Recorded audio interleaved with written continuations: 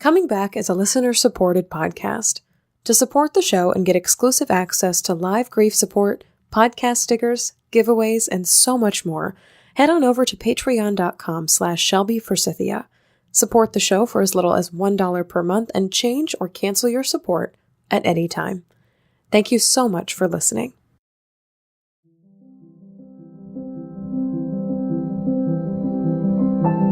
Hi there, and welcome to Coming Back, a podcast about coming back to life after death, divorce, diagnosis, and more. On today's show, I'm talking to Melissa Lyons, who accidentally wrote a children's book on grief while journaling one day. She's reading her book, I Will Always Love You, for us, and talking about how thinking about our loved ones' wishes for our lives can transform our grief. Also on the show today, I'm talking about those hard moments when grief makes you feel like a failure. I'm Shelby Forsythia, an intuitive grief guide who speaks, writes, and teaches powerful truths on grief and loss. My mom's death in 2013 set me on the path to becoming a lifelong student of grief, and I use what I learned to equip others with the knowledge to heal and remind them that they are not alone. Because even through grief, we are growing. Let's get started. Hi there, and welcome to this episode of Coming Back. Thank you so much for joining me today. Just a quick heads up that 5 days from today, on January 28th, I am hosting my hour-long grief support hangout over on Google Hangouts. This is a lovely opportunity to connect live with other listeners of the show and to get grief advice and tools and book recommendations and any other questions you'd like answered from me. We are a bunch of people that just get it all together on a hangout on the internet for a whole hour, and that kind of space is just really nice when you're grieving. All you have to do to join us is pledge $1 or more over on patreon.com/ShelbyForsythia. Once you pledge, you'll unlock the private post with the link to join us live at 8 o'clock p.m. Central on January 28th. I hope to see you there. You can find a link to my Patreon page in the show notes, always. All right, grief growers, so this week, I want to riff on something that I posted on Facebook that had a lot of you talking about your grief. Caleb Wilde, who wrote the book Confessions of a Funeral Director and was actually a guest here on Coming Back on episode 35, posted this series of images on his Facebook page that I shared on both my public page and in my private Facebook group for listeners of this show, The Grief Growers Garden, where so many of you are members. Each of the images was text on a blue background and had something to do with the relationship between grief and feeling like a failure. So I'll read you some examples here on the show today. If it takes you 2 years to even talk about it, you are not a failure. If you're mad at God, you are not a failure.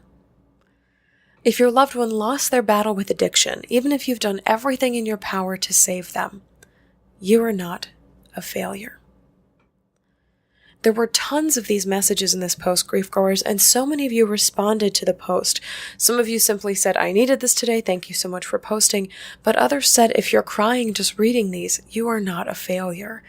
And I totally hear you. These statements of, if this is happening to you in grief, you are not a failure, these things are really, really powerful. And I have to tell you, until now, grief growers, I suppose I never put the ideas of grief and failure into the same sentence together. And it's not that I haven't felt that way, because I certainly have in the depths of my own grief, but I suppose in my own experience, I called it something different, like guilt or remorse or regret. So this series of pictures spoke to so many people, and as I continued to ruminate on the relationship between grief and failure, I came up with 3 different ways that grief can make us feel like failures. You guys know that I like to work and speak in triads in groups of 3. So here goes. 3 ways that grief can make us feel like a failure. The first way that grief can make us feel like a failure is that we feel we failed our loved one who has died. This is a huge one, and I think it's what so many people talk about when they talk about feeling guilt or regret or remorse after a loved one dies. These are the things that we wish we could have done or said differently, better or more. Different, better, or more is grief recovery method terminology for you.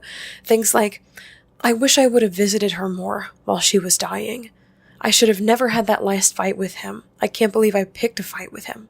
Or, I wish I had said, I love you one more time.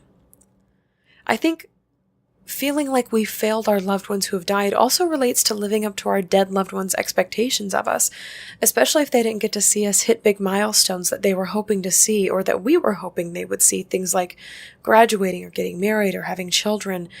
It's like we didn't accomplish these things well enough or fast enough before they died, so we're left with all of these unfulfilled hopes, dreams, and expectations that never got accomplished, they never got done, they never got seen or witnessed or checked off the list.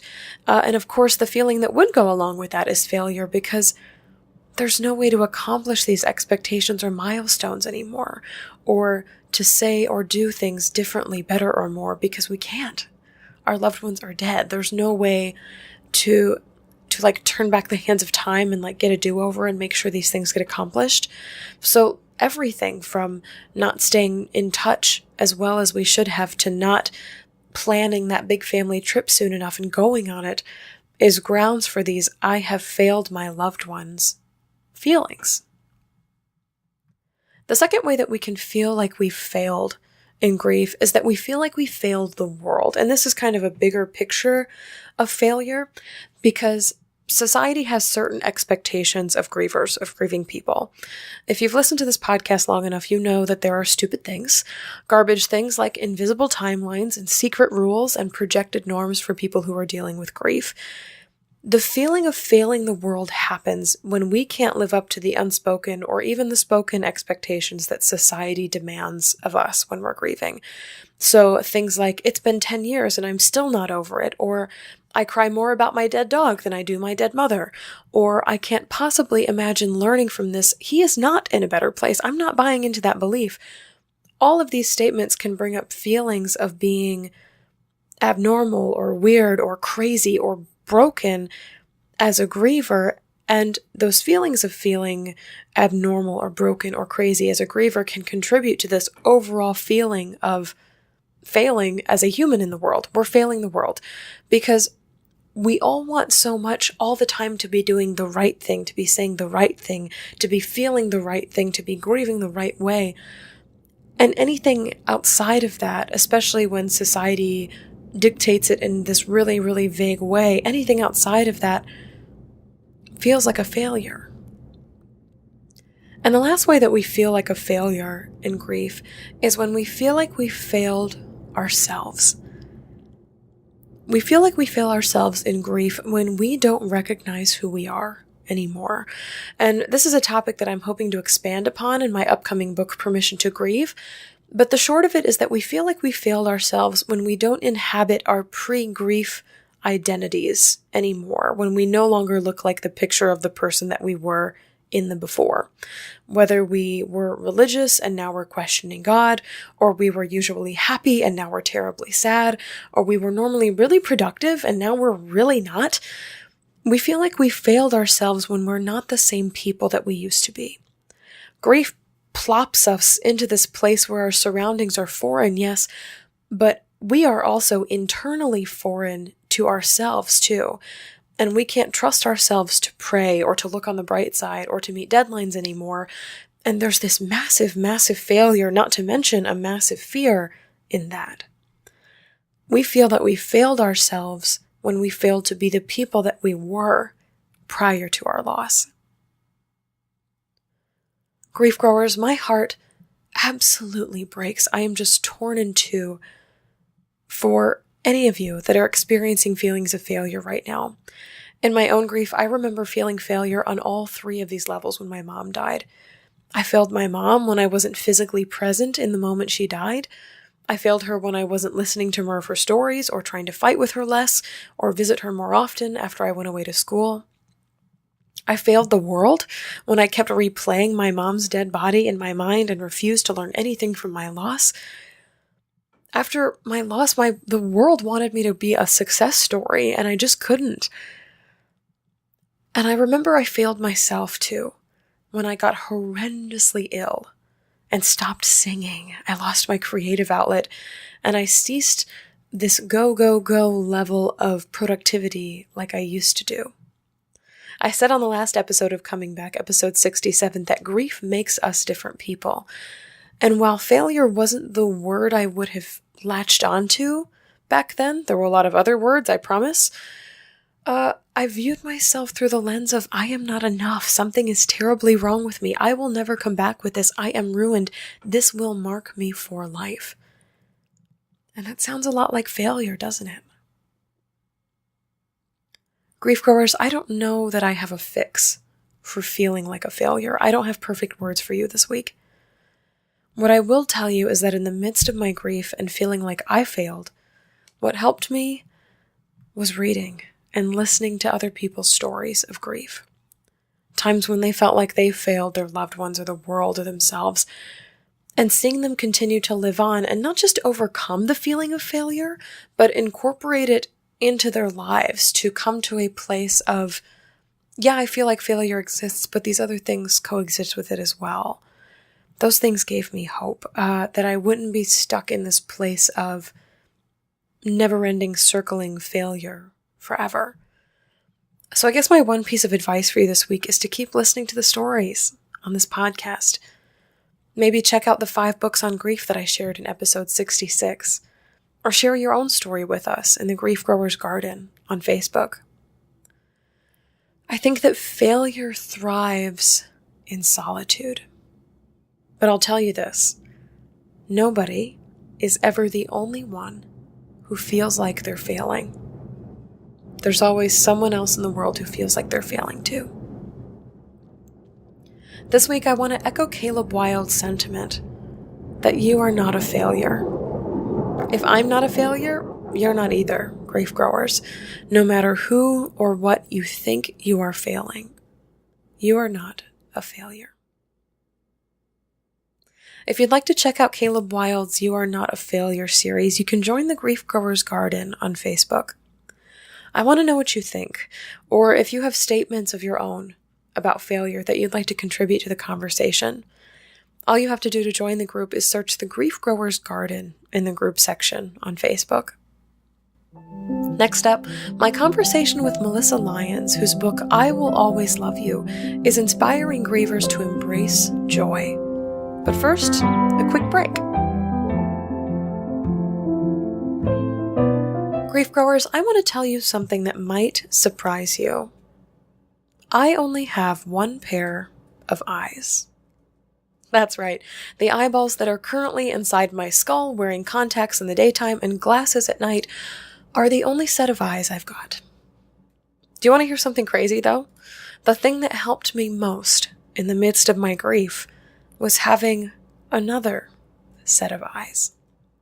I don't mean I traded eyes with somebody or bought a set off the black market. I mean that I had another human being's eyes and ears and heart on my grief and my story. I had a witness, a friend, and a guide. Grief growers, for the very first time, I'm opening up a limited number of slots for private grief coaching with me.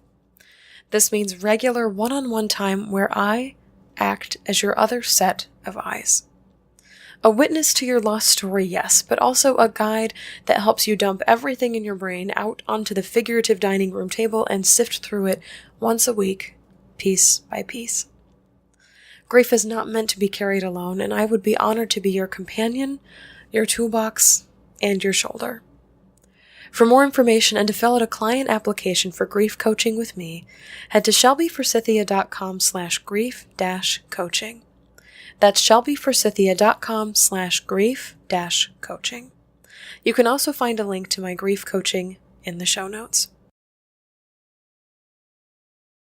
Melissa Lyons is an award-winning author, speaker, and a seasoned entrepreneur. She's passionate about helping people connect with and embrace fresh perspectives when faced with loss or tragedy. Her debut book, I Will Always Love You, A Journey from Grief and Loss to Hope and Love, has helped thousands of people move forward with their lives. Her second book, Until We Meet Again, From Grief to Hope After Losing a Pet, is a heartwarming story of loss, unconditional love, and hope. Melissa also offers workshops and speaks on the power of pressing pause in your life. Melissa, I am so excited to have you on coming back today to share your story and your book both with us. If you could please share with us your lost story. Well, it's interesting because when I wrote the book, I wasn't aware of a lost story that I was facing. So it was more than 16 months until I understood what the words meant to me. But once the story came into my hands and into my life, I knew that it had a place in the world. It was so powerful, and that became my journey. It totally changed my life around, and I became an author, and my career changed, and I've been working with it ever since. It sounds like your book is something that came to you kind of like a vision. Can you describe that moment? Yeah, it wasn't even like a vision per se. I sold a business after having it for 11 years, and I took off 3 months and thought that I would figure out what it was that was missing. Like I lived my life with a bit of a black hole inside me. On the outside, everything seemed quite perfect, and I really have nothing was missing except for I felt empty professionally. And those 3 months quickly turned into 30 months of this journey of trying to dig inside of me to find out just what wasn't right. And it culminated. I say 30 months because I was sitting on a beach one day journaling, just randomly writing words like beach, tree, boat, sun, tea, water, any words that would come. And I just sort of lost track of the words. And then when I look back a couple hours later, I saw this story. It was literally on a page in my book, word for word, without errors, rhyming perfectly, staring back at me. And it blew me away. In that moment, I've had moments kind of like these in my own life. Were you like totally freaked or excited, or what did you make of all these words on a page? Well, I was interested in it, and I thought, what is this about? And, I reread them a couple times and thought, okay, this is really something. I don't know where it came from. I don't know why it came. And I didn't really know what it meant. And the reason why I was sitting journaling, I was waiting for my husband who was in the water, and he came out and he said to me, what happened? And you look like something happened. And I said to him, I think I just wrote a book. And he sort of went, oh, here we go again, kind of, because he knew I was on this journey. He's like, well, what now? And I said, can I read it to you? It's not long. And it was just like this. We're just talking. And I went to talk and words wouldn't come out. And when the words did come out, I was sobbing uncontrollably. I was sweating profusely. I had this physical response to the words. And I really wasn't able to read them without having a response like that for many, many months. And even now, sometimes when I read them, sometimes I get through it and sometimes I don't. It just depends. But I don't understand why they overtake me in a physical sense so deeply. I have a hunch, just knowing your story a little bit and being exposed to the book for the short amount of time that I have, that it sounds like you're channeling some kind of universal story or universal truth. And I'm wondering, you gave me an offer before we hit the record button today to share this book, this story with our listeners today. And I think I would really love if we could do that right now in this moment. I would love to. And it's funny that you talked about the channeling. I do think that there's something like that going on, because my second book is very different, but it's very much the same. And it's for when you lose a pet. So they both deal with this, and they're not about grief. They're about hope and love, but they deal with that feeling that you have and messages you need to receive from those who are no longer with us. And I think that's true for both the human and the animal kingdom too. That comes up a lot on this show, actually. Yeah, well, it's just about the connections that we have, right? Yeah, absolutely. We create relationships with a lot of things. So shall I start? Would you like me to read it? Yes. Yeah, let's open up that space. Okay. So the book is called I Will Always Love You. And in the first part of the cover, it starts out by saying, see me in your dreams and in your mind's eye. Imagine me free and able to fly. And this book, before I start, it's for everyone, big or small. It's for the child who lives within us all. These words were sent to comfort you. Take time to read them. You'll know what to do. And we'll begin. If you're reading this now and I'm far away, please pay attention. I've got something to say. It was my time to go, and I can't explain why, but there was a reason. It was my turn to fly. Now I can see you from my new place of rest, and you must understand you are still truly blessed. Realize that by letting me go, you'll give us both freedom more than you know. Believe in angels and spirits or not, but consider this, I hear all of your thoughts.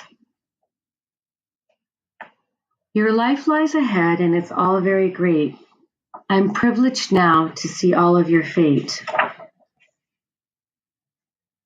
I have one last wish and it's part of a theme. It's you choosing to choose to follow your dream. My gifts to you include memories and love, and now you'll have more with my guidance above. I'll send you hints so you know I'm around. Pay closer attention to each sight and each sound. You might see a butterfly or other clues that I leave. It could be a rainbow. You just have to believe. Focus on love and trust in good things. Listen to your intuition and see what life brings. Open your mind and change as you need. Embrace new directions. See where they lead. Welcome your challenges as they appear. Accept them as lessons. There's nothing to fear. They come with messages and purposes too.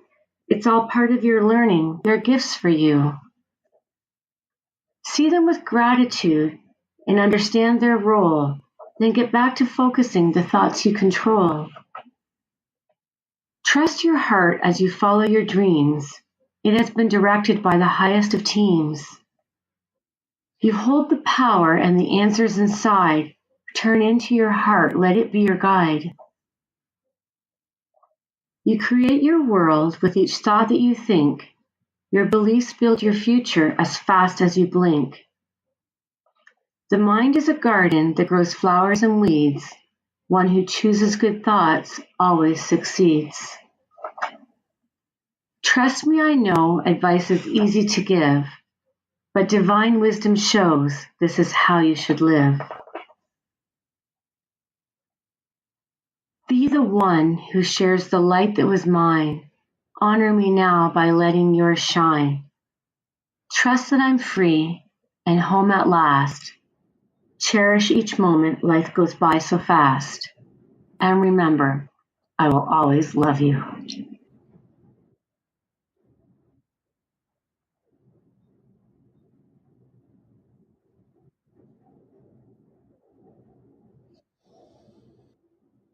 I'm just pausing to have a moment. I wanted to ask you to close your eyes when I read it, but I'm sure you did so. I did, and I hope that, I mean, granted, if our listeners were not driving, I hope they did as well. True. And that's just, there's so many things coming to me right now. The first one is I haven't absorbed a story in rhyme since I was a very, very little kid, like back in the Goodnight Moon days. And I think there's something so powerful about reverting back to that space of having this universal wisdom delivered, but then having it delivered in rhyme and in small words and in like just these universal truths are not for like lofty people who sit around and philosophize all day. They are for all of us. And there's something so profound, I think, about literature that's meant for all ages. I'm just acknowledging that in this moment. I'm like, holy crap, like you could have read this to me when I was 5, but you can read this to me now at 26 and get, you know, almost exactly the same effect or an even greater one because I am transported back to this space of being read to. And thank you for reading to us. That's a whole other luxury that we don't often get as adults, is being read to. That goes away when you become an adult.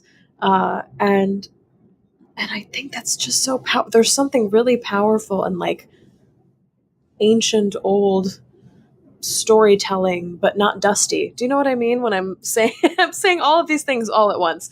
Um, but something definitely comes through in a story that's for everyone with this higher level of wisdom. Yeah, I agree with you. And, in the beginning of this journey for me, I had a hard time accepting the credit for it. And even to this day, like I accept the credit for seeing these words and changing my life and making sure that I got them out to the world. But in terms of the wisdom and the power that they bring, it came through me, not from me. And I'm aware of that and I'm so grateful for it. But I think that they're powerful because they came from somewhere that they're meant to be heard. I wonder, in your transition between your former job and publishing books like I Will Always Love You in this way, and your one about pet loss as well, um, did anything have to change or move inside you to make space for this fact? Like, I might be a channel for these messages instead of always being the one who's in control of where your life is going? Yeah, a lot had to change. I think well, even the months preceding the creation or the book coming to me, that was a whole lot of work from the inside out. Finding time to meditate, to journal, to to to see love and beauty and everything. It was a long process for me as a person. I feel like I said, I felt like I lived with a dark hole, and now I live with this light that just comes from I don't know where. And well, I do, but I didn't, and it's just like the most amazing transition. Can we talk about the dark hole? What is that to you, or what does that represent? Yeah, I'm still working on that. It was I think, yeah, you know what, we can talk about it, but I don't know that I can actually. I haven't defined it yet. All I know that is that the light has shone in a way that maybe it was there so that I could appreciate this part of my life. Like maybe if we all have an average of a certain number of happiness or sadness in our life, and sometimes some of us get it all mixed up, and some of us get all at once, and in the end it balances out to a net number. I'm not sure. I think that if we're doing this in our life and we're not connected to a purpose that's making us feel like we're doing what we're meant to do, like we don't feel completely alive, or we have that gnawing feeling, it means that we're not connected to what we're supposed to do. So we have to find the courage or the strength to change, to find out what it is, to explore it. And so I think for me, that dark hole might have represented the fact that I wasn't going down the right path, and then I wasn't going down the right path, and I didn't go down a path that was not right. But professionally, I think that I did have this to offer, and this was supposed to come through me, and it took a long time to come. And maybe that was the dark hole as a notice saying, "We're trying to get you. We're trying to get you. You're not listening." Maybe that's what it is. I know on this podcast we talk a lot about intuition and its role in grief. Oftentimes, you know, a couple of days before a loved one dies, someone will have a vision of a yellow butterfly, which is a symbol of transition, or people will feel their loved ones around them, even though they have died already. And in reading your story, even just on your website, it sounds like this book is a big piece of intuition. And I think it takes such courage, especially as grieving people who a lot of the world already thinks we're crazy, to come into the world and be like, okay, this is another thing that I'm feeling, and you can't see it, you can't touch it, you can't like wrap your brain around it really, but you know it's true for you. I'm curious to know, what was the driving force that took this book from, okay, it happened on a beach and it went onto paper and oh my gosh, it rhymed, how cool is that? But taking that and transforming it into a physical object that is now available worldwide is a whole other level of, I'll use the word manifestation because it's literally producing things and putting them into reality, but it's literally a physical creation process and almost like a dedication, like a pact that you're coming into with intuition when you agreed to be like, okay, yes, I suppose there is a universal message here. I guess, how did you take those steps from being the sole holder of this message to, I need to make this a book that's available everywhere? Yeah, it was like, I think what you're saying is you've almost summed it up. I saw those words. It's almost like someone dropped a baby or a puppy off at your door, and you didn't really want either of them, but you got them, and so you've got to make sure that they get where they need to go. And that's how these words were. Just to see them rhyming the way they rhymed, and to not be able to speak them out loud, the force was so strong and so powerful, that I just knew that I had to change everything in my life. To like it was like, oh, that's what I'm here for. And even though it took me a long time to get that wrapped around, and it was like, why me? That you go through that process. Like, how did I get picked for this? I'm not special enough. I haven't experienced this. Why me? And then it's like the realization, because I'm not afraid. I'm not afraid to put myself out there. Well, I was afraid of the vulnerability, but people not liking the words. But I wasn't afraid of the business aspect of it. And I'm really entrepreneurial, and I love change, and I love a challenge. It's like, oh, that's why it's me. And I know it's more than just that, but I think that's why I got this role, this universal job, so to speak. Yeah, I'm nodding my head in agreement. I know you can't see it on the side of the on the side of the world. Well, I'm thinking you got the same job offer. You were a lot younger and you listened sooner. You sort of got a job offer too that you picked up pretty quickly. Isn't that funny? I think yeah, it's funny how intuition works. Sometimes it's like, I have a job for you, and you're like, who, me? And there's a questioning of like, am I qualified enough? But there's also a questioning of, am I brave enough to let this exist in the world and be attached to my name and not really have any, like, there's not really a good reason or like a good foundation for it necessarily, other than I feel like I should. I have been charged with this mission and now I must fulfill it. And it's, I think this is what people mean when they say, I have a calling, I have a vocation, I have something that, I get chills right now, which my podcast listeners know is a sign that some kind of up leveling or like a universal truth is happening. But I think we get calls, we get knocks on our hearts that ask us to be things without explanation, without reason, without the head involved. We get these heart callings or these heart pullings to do things, and whether it's picking up a creative pursuit after you've lost a loved one, or starting a business, or sending a message to somebody that hasn't heard from you in 12 years, or just anything of that nature. We get these little knocks, and whether or not we decide to greet them is a choice that's up to us. But once we have been charged with these quote unquote missions, it's really hard to say no. It's really hard to turn that down and be like, no, that's not speaking to me. It's hard to talk yourself out of it. So I'm totally agreeing with you in that, because that is what laid the foundation for this podcast itself. I'm getting a quick, like a like almost a snapping motion over here because I want to pivot in a totally different direction.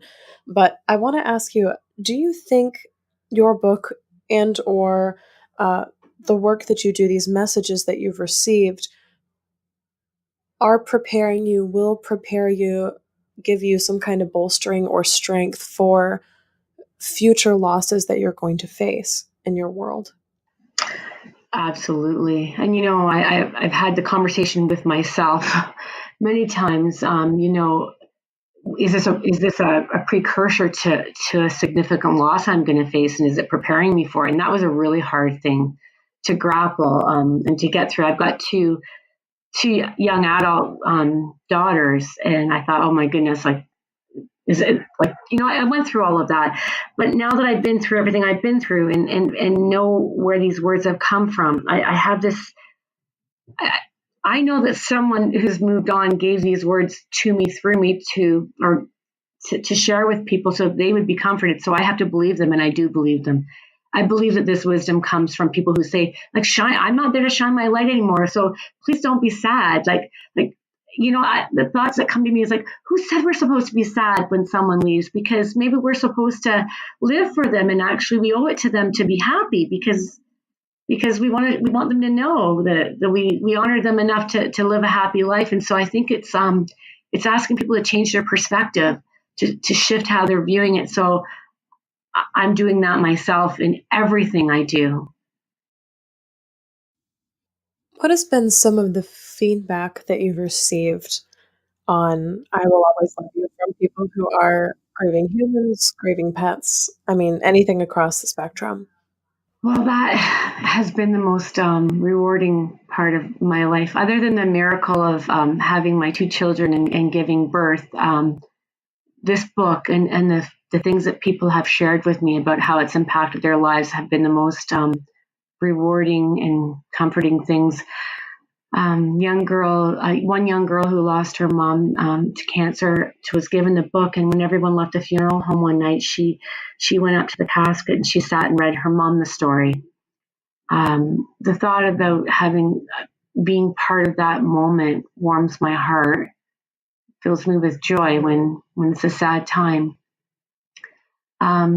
Other things like just the heartwarming stories about how it's changed people's perspective, and how they say to me straight out, like, I was so sad because I thought I was supposed to be sad, and now I realize that I'm supposed to be living for them. And then I think, wow, we're getting somewhere here. You do need to be sad, and you do need to let it move through you, but you can also let that go. It's like, you know what it is? It's like it's permission to live with joy once you've gone through what you need to go through. Yeah, I'm cheering and raising my hands and all kinds of stuff over here because so much of the work that I do is surrounding permission to let grief be the experience that it is, whether it is an experience of sadness or nostalgia, or for me, it's always rage. It comes through in extreme anger, but for a lot of people, it also comes through in joy. And I almost think like this is going to be kind of hilarious to say coming out of my mouth, but like joy gets marginalized in grief and does not get acknowledged as a true expression of honoring someone you've lost. And I think I want to ask you to say more on that because I think it's such a powerful message to. I'm not going to quote it directly from your book because I can't quite recall how it was phrased, but I think of that biblical passage like this do in honor of me, and continuing to live your life in a way that honors the people who have gone before you is powerful, but also to experience joy parallel to that is also really powerful because there's losing someone and feeling sadness, but there's also losing someone and feeling joy.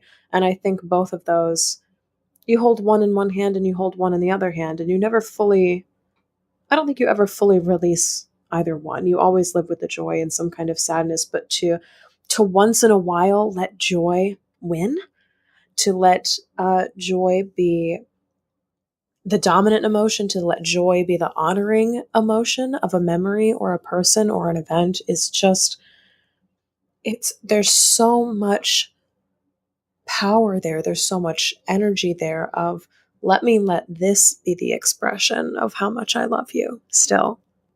Actually, that's so well said, because I think there's an invitation here. And I'm going to use this example, and I'll use it carefully, but sometimes we're Canadian because we're born in Canada, or Americans were born Americans, and we're the religion, mostly we're the religion that our parents were. And we fall into default in this world many times by the traditions that shape who we are. And so if we're from a culture that's very sad or angry or grieves for an extensive period of time, we tend to keep doing it, but it doesn't always mean that that's the right thing to do. So the invitation here is to, feel all those emotions, go through it. But the line I found when I read this book like everyone else, and tried to understand it. And the line, realize that by letting me go, you'll give us both freedom more than you know. Like, what if when we hold on to those feelings and emotions of grief, and we're doing it for ourselves because that's how we're getting through our life, what if we're holding them back? What if they could be actually moving on and doing whatever they're doing now more freely if we were living in joy? Like, what if they've got one foot in and one foot out because we're not okay? But if we decided that we're going to be okay and we're going to really let them go, maybe they'll be better off too. And if we don't know any better, why not think that way? Because everybody will be better off in the end. And I know that really simplifies it, but what if it's true? We don't know that it's not true. Maybe we're holding them back. What does it look like to let someone go with joy? If you had to describe that, what does that look like? I don't know that I could describe letting someone go with joy, but what I could describe is saying, I wish I had you longer. I wish I still had you today. It's not fair that you're gone, but thank goodness I had you for the time I had you. I can't change anything else. And the only thing that I know now is that you're not here and I am. So I have two choices: to let you go be whatever you're going to be now freely, knowing that I'm going to live like you would want me to. Because of course we want people to live their life because like if anything would ever happen to me, God forbid, and my kids are here, I would only want them to do things that make them happy for the rest of their lives. And I wonder how free I could be if they stayed sad forever or held on to such a part of me.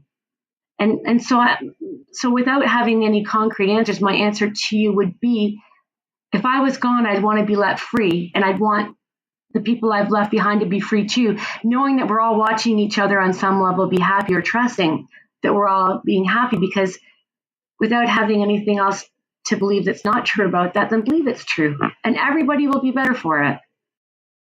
That's so wise, and it's something I really wanted to touch on because there's so much conversation, especially in the grief sphere, of let it go, move on, release, release, release.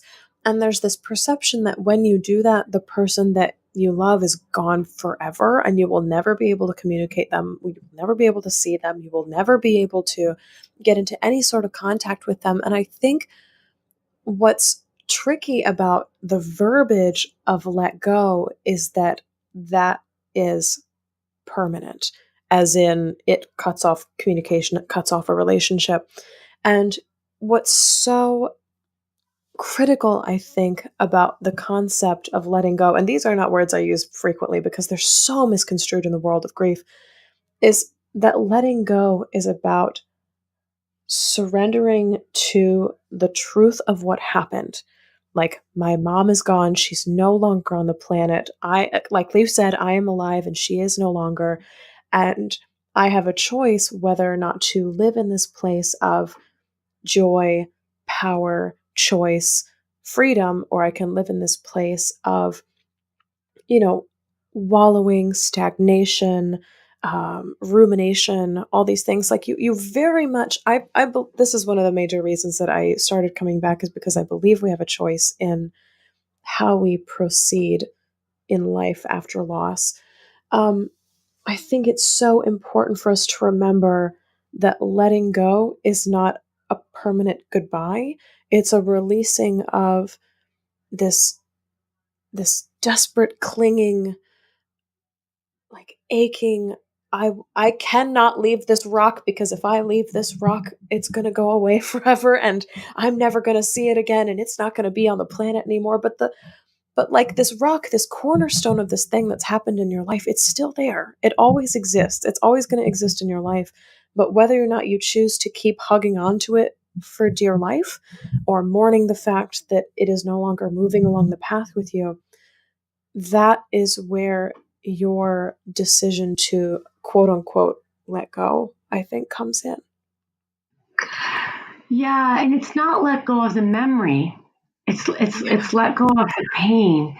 To be really clear, and I'm glad you mentioned that about the verbiage, because what if when you let go of the pain, you're now open up to pay attention to each sight and each sound. I'll send you hints so you know I'm around. Like all of a sudden, when you let go of that darkness and you let lightness come in, maybe that thing that you think you're losing actually becomes much more of a force in your life. And I wonder about your intuition.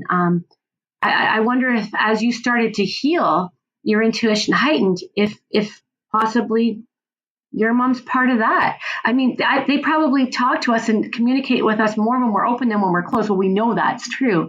So holding on to pain versus holding on to memories, and holding on to memories of joy or memories of anger, again, I just think it opens you up to that much more connection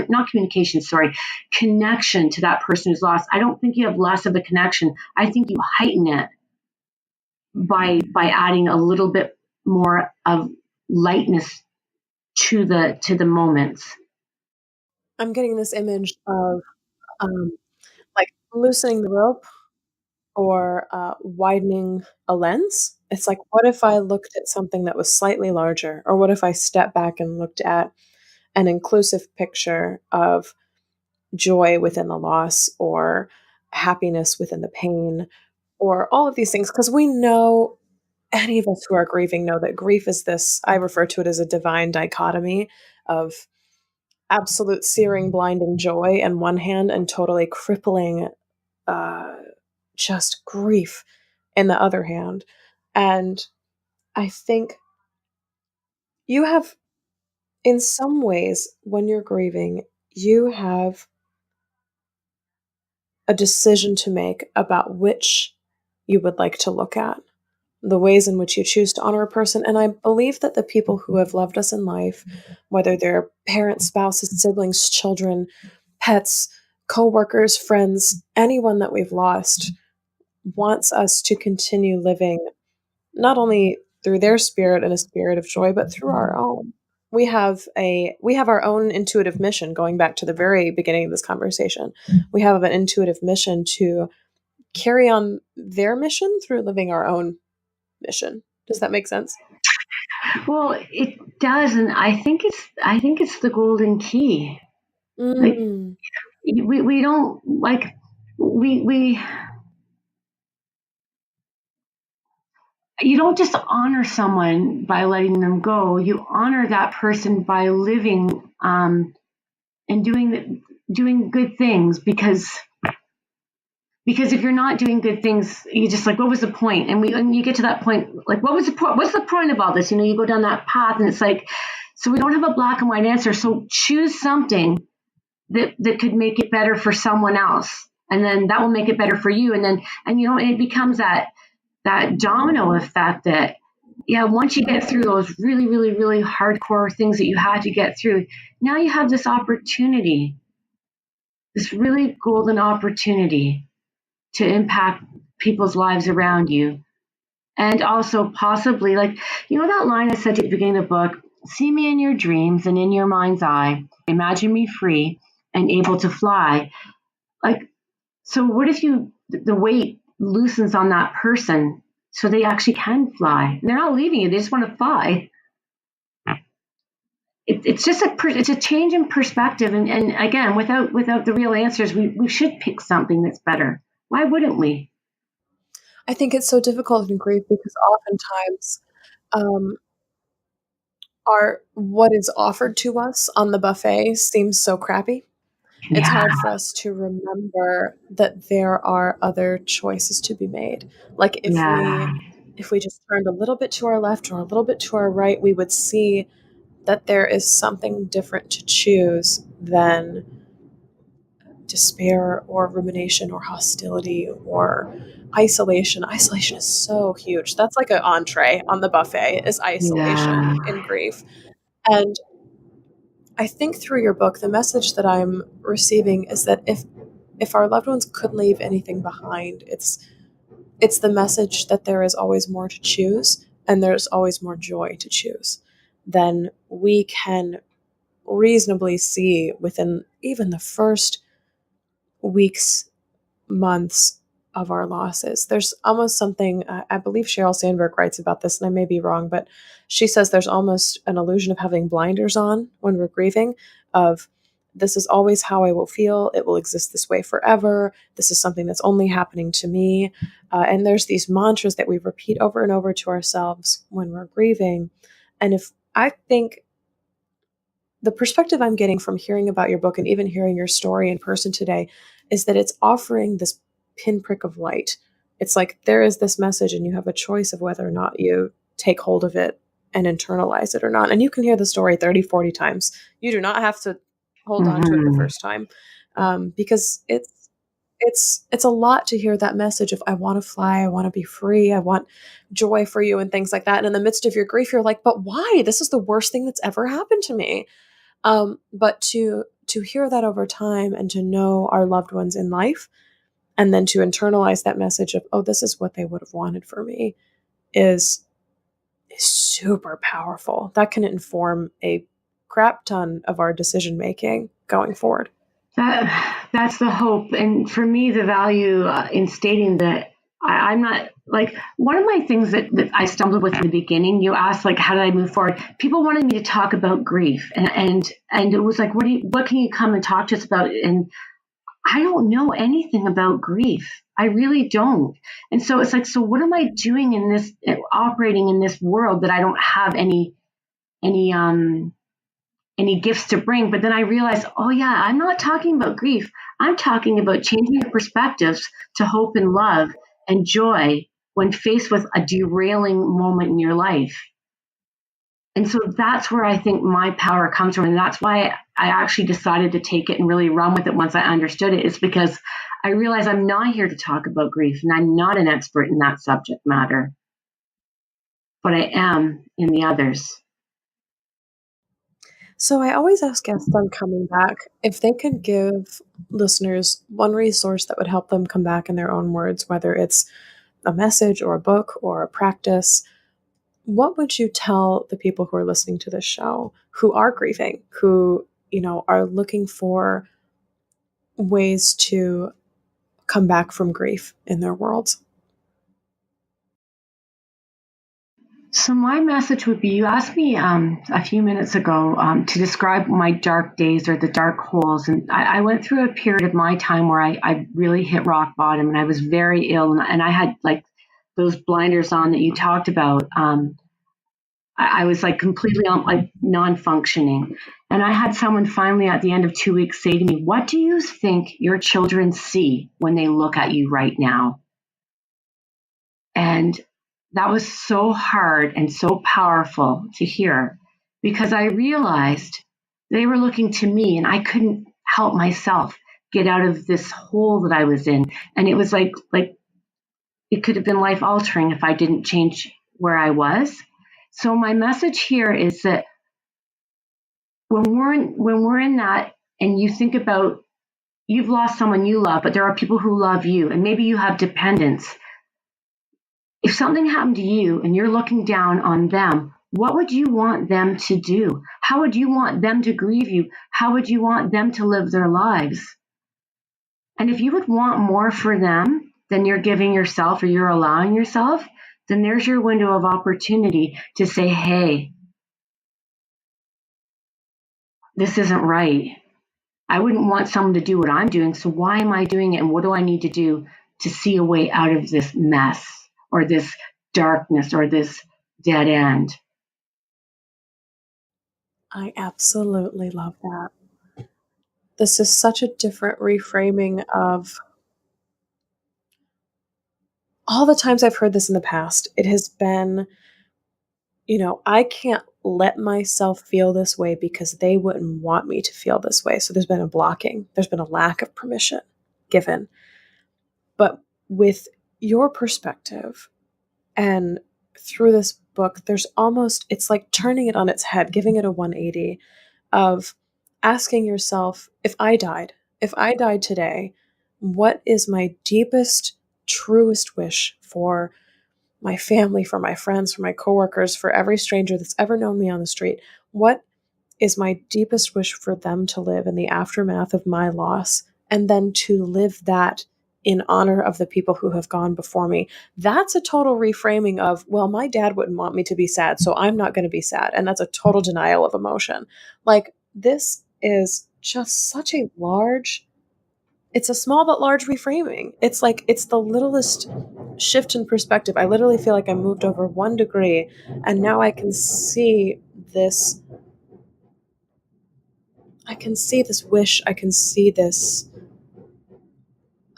story, like this narrative in such a different lens than I've viewed it in the past. This seems to be a season for this on Coming Back. I'm seeing religion differently as a result of another interview, and in this one, I'm seeing our loved ones' wishes for us in a different lens because of this conversation with you. And this is awesome. Like, this is powerful work, I think, because in on one hand, we could put this immense amount of pressure on ourselves to be who our loved ones would want us to be after their deaths. But then in another lens, we could think about what would happen if I died? How would I want everyone else to live? And then live in that way. And somehow that has more integrity to our spirit than the first one. There's less pressure, there's more of a releasing. The ropes are coming off. You're letting them fly. You're letting yourself fly. There is a freedom in asking yourself, how would they want me to live, but also how would I want them to live? Well, there's an element of authenticity to it, and if you took it on pen to paper and you actually wrote down literally, this is what I want you to do. Like, imagine I'm not here tomorrow. This is how I want you to feel. This is how I want you to do, and actually go through that for the one or two or three people who matter most in your life. Give them what you want from them, and then you're right. Turn it around on yourself. And it's powerful because it will come from your authentic self about what you want for them. And then that's what you need for yourself. I think this is just such a cool message, and I can't thank you enough for coming on and reading the full story and just sharing this message today, because this is not something that's like, this is not common knowledge in the grief sphere. So I want to let people know, Melissa, where can they find, first of all, you, but then secondary, where can they find your book online as well if they want it for themselves or for their kids, or if they'd like to give it as a gift in the near future as well? Well, thank you for talking to me. I want you to know I got chills many times today in our conversation. I love it. I love talking about this because I feel like there's room to make people feel better. My website is melissa-lyons.com. So melissa-lyons.com. And the books are available on Amazon.com and .ca and on Kindle worldwide. As well, they'll be available in stores within the next year because I have a U.S. distributor and a Canadian distributor now. In the last 3 or 4 months, they've both been picked up. So that's really exciting. Oh, that is terribly exciting to have books be available as like tangible pieces of paper, pressed paper that you can have in your lap and in your hands and on your bookshelf. I am so excited. Melissa, thank you so much for coming back today and sharing this. I really feel like we've both been channeling in this conversation. There's just been a higher level of wisdom and exchange that's going on, and that on Coming Back is just super, super cool.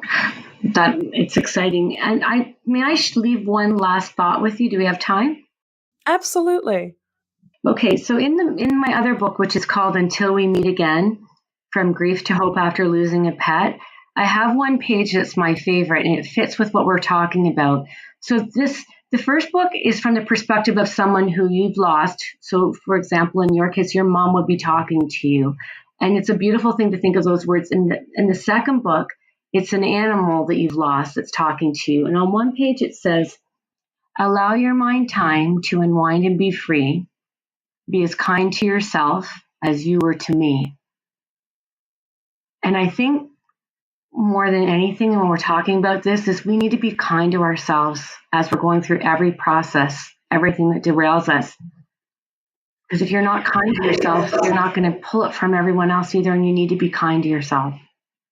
And so much of that, like you said, is seeing ourselves reflected back through the eyes of our loved ones. Mm-hmm. And that's a lot of layers. That's very meta to think about ourselves, how we would be seen through the eyes of other people who are looking at us. That's a lot. I That's a lot know. to process. But at the same time, it's like, how do all the people in your life who love you, how do they look at you? Yeah. And what do they want for you? You're surrounded all the time by people who really, really want incredibly joyful and wonderful things for you. That's just been such a powerful message that's shown through this whole conversation today. And that is so, so cool.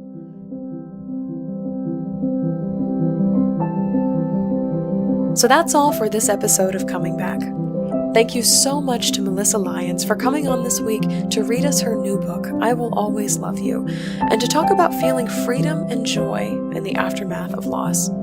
Melissa came back by asking herself how she would want her friends and family to live if she died, and then following those wishes for herself. You can find a link to Melissa's website where you can find all of her books in the show notes.